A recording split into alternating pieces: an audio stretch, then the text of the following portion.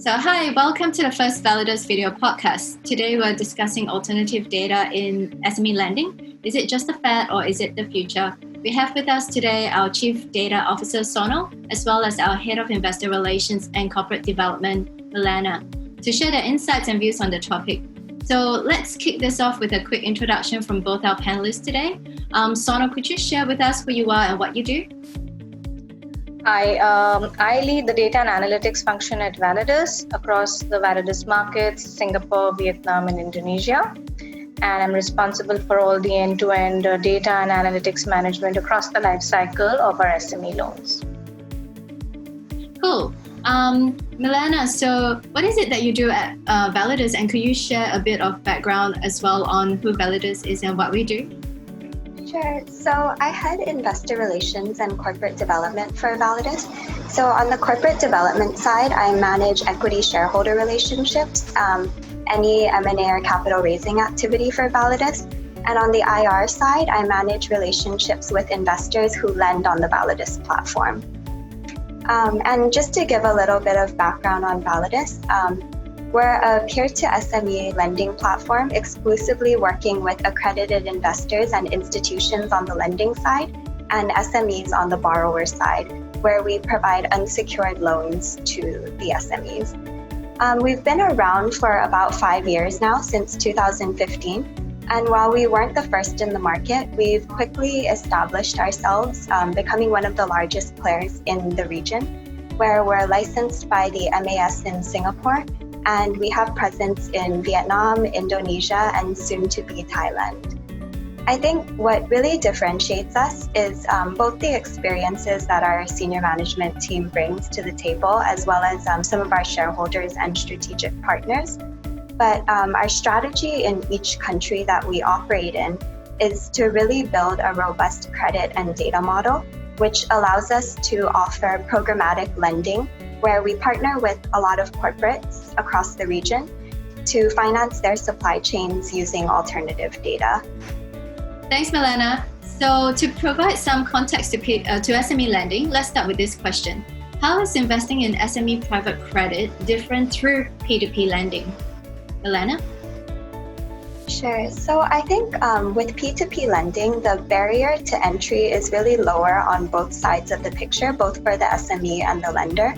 For the SMEs, the fact that we're underwriting them on the basis of alternative data allows us to offer financing to borrowers who might be unbanked or underbanked, where some of the incumbent financial institutions might not be able to service them otherwise.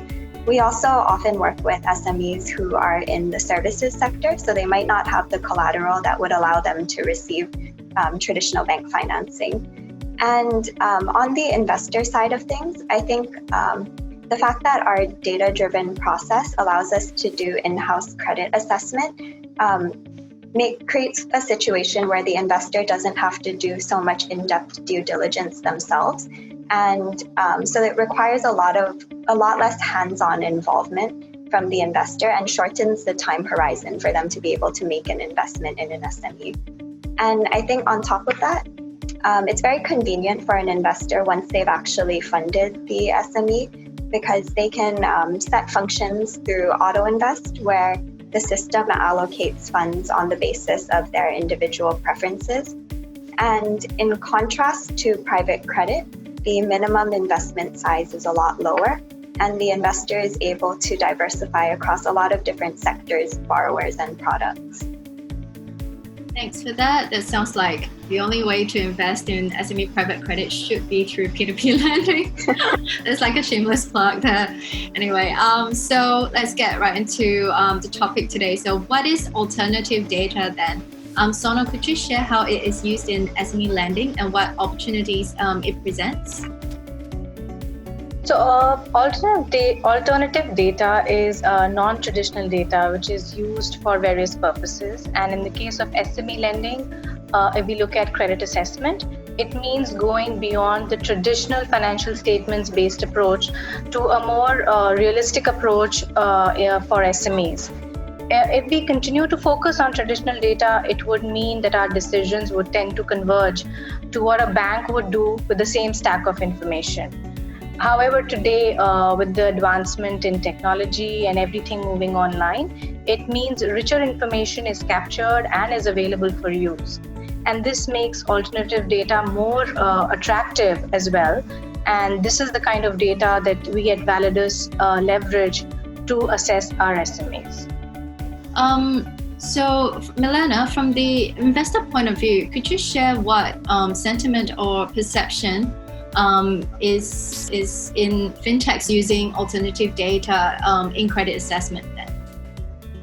Sure. So I think from the perspective of Validus as an example, I think a lot of our investors have gradually gained comfort with assessing SMEs on the basis of alternative data, primarily because when you look at the bank models, they typically use static data, which is based on bank statements, historical financials, whereas some of the data that we look at is really live and based on present performance and revenue that's being generated. And so from an investor standpoint, it's like an inbuilt way that we're constantly assessing the SME's creditworthiness. Got it. Okay. So Sonal, there has been concerns that the use of alternative data allows some borrowers who are classified as subprime by traditional criteria to be given a better loan grade, allowing them to obtain lower price credits. So what are your thoughts on that? I think these are largely misplaced concerns, and I would attribute them to a lack of understanding perhaps of alternate data. But the key to using alternate forms of data is possibly to ensure that that data is matched to appropriate use cases. It is, the contextual usage is very important. When it comes to SMEs, as an example, these could be largely underpenetrated and in the traditional sense, data poor segments, which means their eligibility based on traditional methods would be largely unfulfilled. Which leads us to the fact that there are unexplored data sets available which can be used for the same SMEs to grant them access to credit for further growth. So as an example, it could mean for an SME, what constitutes assets would be very different for large corporates compared to for an SME. Now, it could mean that we don't have property assets for that SME, but at the same time, the business transactions, their ability to convert a tender to real work and fulfill that work is real valid information that is available to us. That is the kind of information that we can use to understand the quality and quantity of work that SME is progressing towards. And in our context, again, this is the kind of data which we would use to ensure that we can support growth-based SMEs for lending. So in short, we are really, using alternative data will allow us to better assess SMEs on a more realistic basis, isn't it? Right. Okay. Yes. So what do you think the future of alternate data is in P2P lending then? So I think P2P would continue to grow and would likely to be more mainstream. Today, it is looked at as an alternate stack. I think the convergence is likely to happen with banks also exploring this information, with other forms coming into play and level playing field available for all. The use of alternate data would continue to grow for assisting businesses because there is a huge untapped opportunity right there, which can benefit from this usage and can still contribute in a very healthy way to economies. The future would entail more optimal use and responsible use of this data, which would be a more transparent environment and a win-win for all.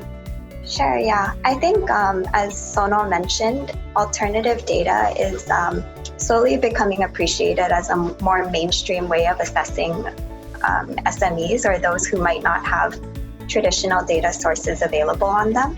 And I think on the investor side, as we at Validus are building our capabilities and the investors are seeing them take shape in both the quality and diversity of financing opportunities we're offering, they kind of build confidence over time, and they have sort of this knowledge and comfort to scale their own allocation to P2P lending as part of their portfolio, kind of in line with the growth of our own book.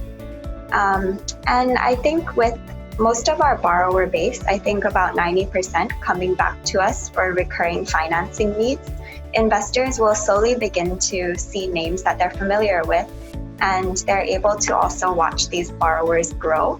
And I think that sort of journey along with them gives them this confidence that our model is working. Okay, thanks. I guess that wraps up a quick short summary of the topic today. I hope that helps give everyone a bit of an insight into what alternative data is and how we use it in SME lending. So if you have any questions, feel free to get in touch with us. Thanks again to Sonal and Milena for joining us today. So hopefully we'll do a next session soon too. Thanks. Thank you.